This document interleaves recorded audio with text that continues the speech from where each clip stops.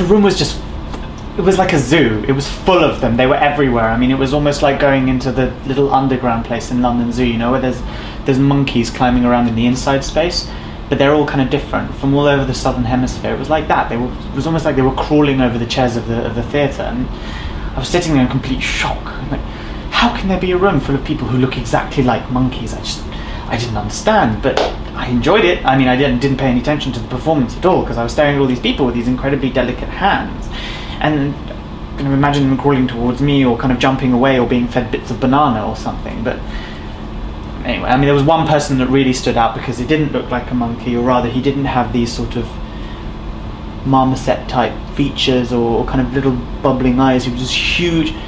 It was a bit like, okay, you know the way Gordon Brown, I mean, he's like one of those big Scottish, what are they called? They're like seals, but they have tusks. I don't know what they are, but they're very, very big. And there was a cartoon with one of those characters when I was young, and he looked like that. Those kind of broad shoulders that were just wide, and he took up almost, I mean, his back filled with like 3 seats, space of 3 seats or something, and it just huge, broad shoulders, and kind of a head that, and he didn't have a neck, it didn't go up, it sort of just, his head came out of the front of his back.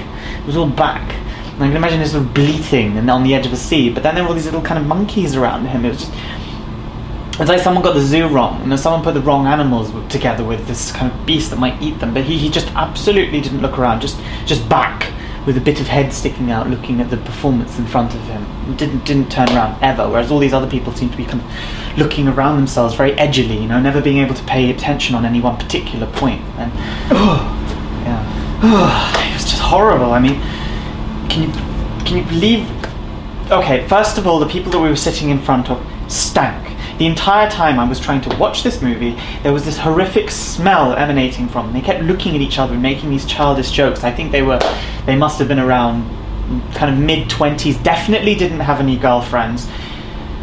One was far too skinny, one was far too fat, and none of them washed at all, and they wore these horrific clothes which they must have bought from that large sports shop which there is on Oxford Street. I don't know what it's called, but you can get everything extremely cheap. I think it's the throwouts from other sports shops. I mean, it's like third-hand Kappa or something. It was repulsive.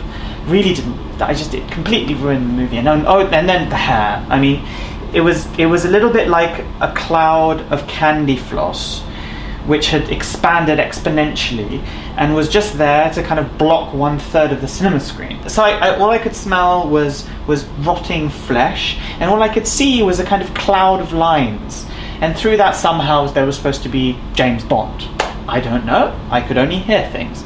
And anyway, they were talking so much in front of me I couldn't hear most of it, but still, at least I got a little insight into 20-something lonely bachelors who probably could do with a little bit of womanly attention.